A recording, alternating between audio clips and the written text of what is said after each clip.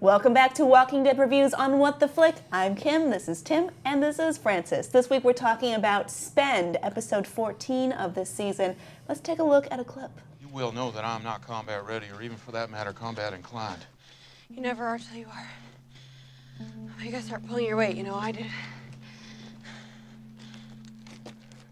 What? All things being equal, I do believe my weight's been pulled. I got you all to D.C., which in this man's opinion is damn near nirvana by current standards. Except you didn't get us here. We got you here. But were it not for me and my mention of this city's potential for home and hearth, not a one of you would have had the vision to come here, let alone the cojones to travail such a fraught and punishing pilgrimage. And that, sister, is a fact. That's as cold and hard as they come. God, you really that much of a coward? Yes, I am. I told you I was.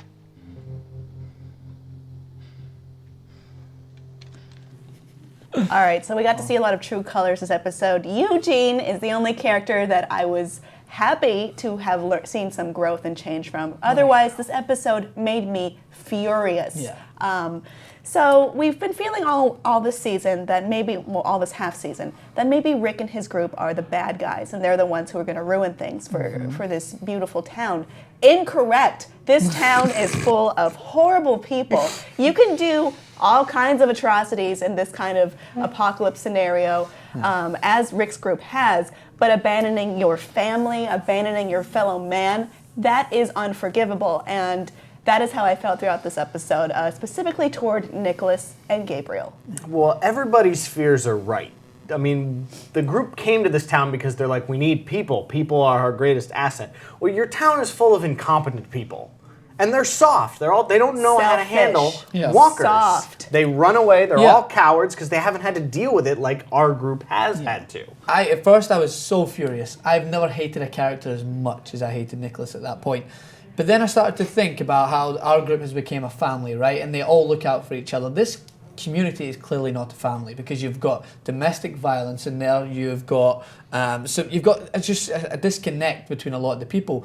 So these characters are all looking out for themselves. So when he ran away, is he much worse than the people Who? The people Sam? like Nicholas who runs away. It's horrible to do, Well, but he doesn't know this. He doesn't know these people, and he's looking out for like himself. in the last seconds of his life, Aiden had some growth, which was we were the ones who ran. We were the ones who panicked. It wasn't them. It was us. You know, let them get me. Dies horribly. It's been a while since we've seen someone eaten alive. Yeah. So I don't feel like the anger toward, like, they just don't know how to survive as a community, and they're looking out for number one, which in Rick's case so are they, but number one happens to be a group of people. They would have never lived if they had lived the way those people did, where you're only looking out for yourself. But they're lucky, right? Now that's what we keep talking about. They're lucky. They've got away with a lot, and then when they face walkers, they run. So they're kind of like that horse as they run, but when they finally stop to let people in, they might die. So that's why I'm conflicted, because what if they let this other group come in? I'm talking about Nicholas and them. If they come in, they've survived this far.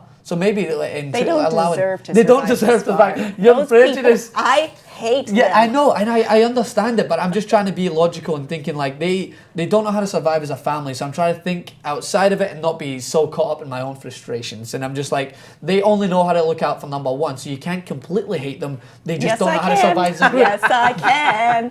They are selfish, horrible people. And then we saw this from Gabriel too. By the way, where has he been hiding all this time? We haven't seen much of him pages since out of the Bible. hit Alexandria. He's the worst priest ever. Tearing pages out of the Bible. He pulled his collar out of the trash or wherever he threw it. I thought he burned it in one episode. How did he get it back? I guess he had spares. to. So then we see him, I'm just jumping around, I'm sorry. But he, at the end, comes to Deanna and says, you can't trust these people. The devil hides the light. Angel of light, The angel of light. There's darkness in these walls. Oh, fuck you. It's you. You're the Judas. Fuck your morality. I'm so furious. Yeah. Also, you have to look around the corner down the stairwell if you're gonna betray your whole group. Yeah, you gotta check those things, you know. Yeah. And John is who's not here is always first to say that these people talk far too fairly. Like they talk out in open places, and there's always people there wondering. Let's walk 5 feet away and have a secret meeting. Exactly. So there's a couple of things I want to go back to the gruesome deaths. And the director of this episode, Jennifer Lynch, is the daughter of David Lynch, and if you know tons of his movies, he is an expert in gruesome gruesome scenes, and he loves to try and emphasize, and I think his daughter's taken on that same trait, because that scene with Noah, oh my goodness, like, it's not bad enough that one of your favourite, personable, vulnerable characters is dying, but you get to see his face ripped to shreds, and once again, the main theme is highlighted: where there's hope,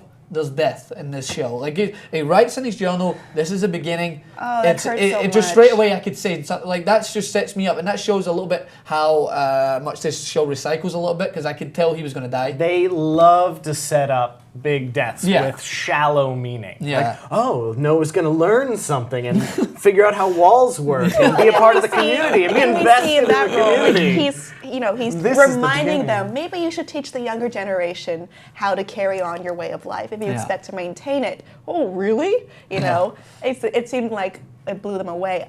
There was one aspect I didn't really care for in this episode, which is the revelation that Sam's father, whose name I've forgotten. Pete. Thank you. Pete the surgeon. Pete the surgeon is a drunk, is a batterer. So it's... He's also really bad at small talk. I feel He's like also So, really your annoying. wife died, And right? he's really forceful, We should be forceful in friends. terms of beers. He likes to force beers on Well, the people. thing is, okay, in the last episode, we saw Rick and his wife kissing each other. Is this like supposed to justify? Oh, it's okay because we now know that he's bad. Yeah, Shouldn't we have been telegraphed this earlier Right, before and the kiss? that's why it sucks, is because it came out of nowhere. Jessie has no signs of being a battered wife. She doesn't act like Carol acted in season one. Yeah. So it's almost like, okay, now we have to demonize the husband so that Rick can be the hero when he takes Jessie away from him. But it's interesting to see how Carol's now going to react, because she's got this whole cold ass She aspect right has now, and now become she's so switched. hardened. Yeah, she's hardened, but this is going to be this is definitely going to soften her up, and I think this is going to leave her susceptible to be found out about the guns, because she's going to soften now with the kid. She's going to relate to him because of what's going on, and I think that could leave her open to maybe somebody finding out that the fact that she's stolen all those guns. Oh yeah, That's my view. the shit is about to hit the Yeah, fan. it goes People like- are about to find out everything. And it's just, as soon as you become vulnerable, it just, in this world, this is why I'm going back to the point of the guy running. Because he was vulnerable in that moment. He didn't trust that group, so he ran because he felt vulnerable. So I think that as soon as you leave yourself vulnerable, no matter whether you are standing strong, no matter whether you are opening yourself up to the idea that something is going to get better in this world, you're leaving yourself open to being eaten alive. Like Noah, he started to believe that things could get better, and the show does a great job of just turning that away from you to the point that you're watching it thinking, what's left? And that's what's good about it. Now, the big discussion that I was reading about on the internet was Glenn's reaction to Noah being killed. And there were a lot of interesting takes on that, because it looks like Glenn really reacts quite a bit to something that he's seen dozens of times before. Yes. right in front of him, though. Well, that's the thing, and that was the interesting thing that was posed to me, was that with this little setup they have, Glenn being trapped in that little glass box, being unable to do anything but being forced to watch it, is the first time that one of the characters really has a real close-up view of someone being eaten, like we as the viewer do. He was literally watching through a pane of glass. Through a pane of glass, So whether it breaks the fourth wall or not, that was Glenn's first view of what we've been seeing watching the show. And I read the same thing. I've done a little research and read the discussions and about whether, if you were, because we like to put ourselves in this situation, we know it's not real, and we love to talk about it as if it is real, because that's what makes it great. But if you were in that situation, would you watch? Could you look away? Because it's one of those reactions that I don't think you could possibly look away. You're trapped in that scenario, and it's out of a respect for Noah, you just wouldn't want to look away. For your friend, you want to just, I don't know, you're just engrossed in it. You want to try and at least give him some comfort that you're there.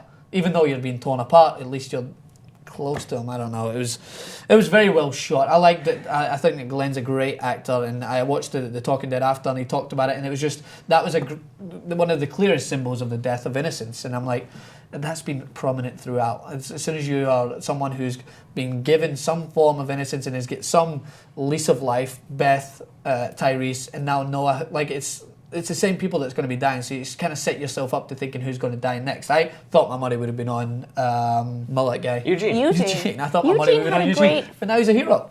He was a hero when he was put to the test, as they said he would. A lot of character development, which means... I was so happy with him.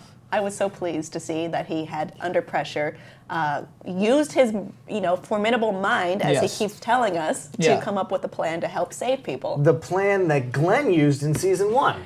He wasn't driving there. by He and wasn't there, I'm but just saying- we were there. I'm just saying, remember, and I only remember this because I saw it on the internet. But, honking? But Rick asked Glenn why he did that. And he was Yeah. like, I hope someday, my naive hope is that someone would do it for me. Yeah, and we completely bypassed Somebody the tragic story from the whole episode. That dubstep survived. Driving Listen, through with they're dubstep. stuck with what was popular when it hit. Yeah. No one's making music anymore.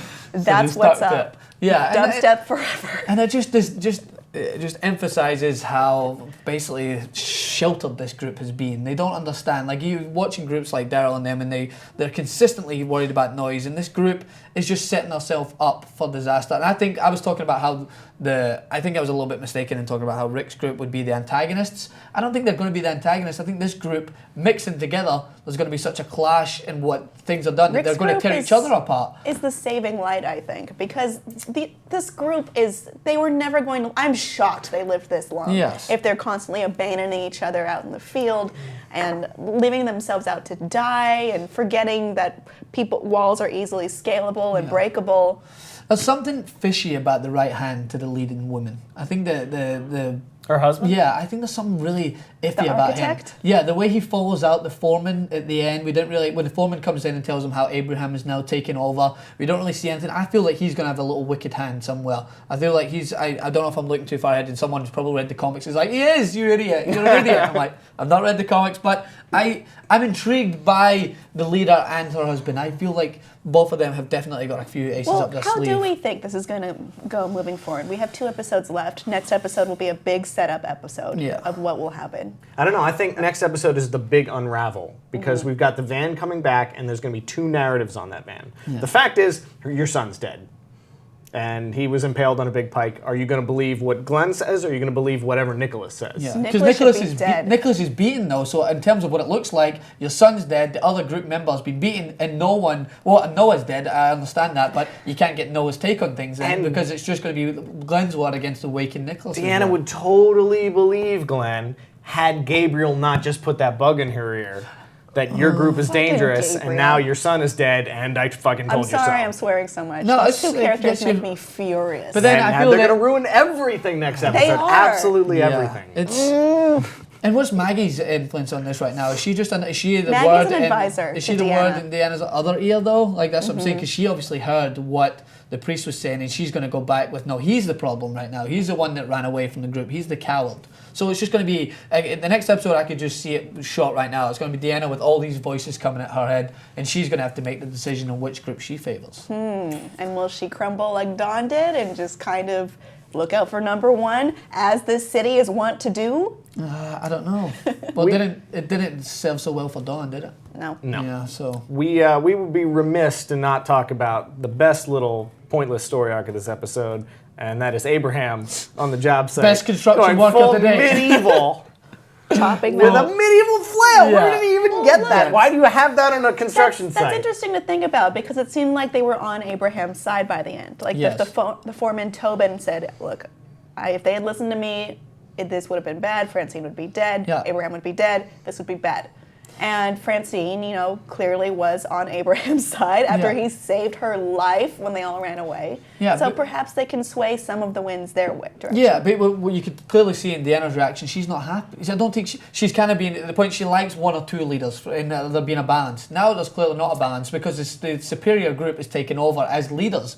And they're the ones that are coming into the positions of power to the point that now it's going to come down to the point of whether it's going to be Rick or her. So do you sell out your stake in this for the betterment of the community? group, or do you selfishly keep it for yourself? We can apply it to real life and politics as well. If us 3 are going into this environment, we know you stick with Rick's group. They're going to keep you safe, but it wouldn't make a good show if Deanna just went, "Yep, you guys be the leaders. We'll sit back and you can keep us safe." The way that they're pretending that they want them to do, but they don't want them to take over the whole group, because on paper, since this group has came in, there's been more deaths in their environment. But also more cookies. So Yes. you have to think about that. And definitely some good And lecture. fewer owl statues. Well, okay, that's what we'll think of going into next week's episode. and then the cookies. Cookies or death. Yeah. The choice is yours. And easy.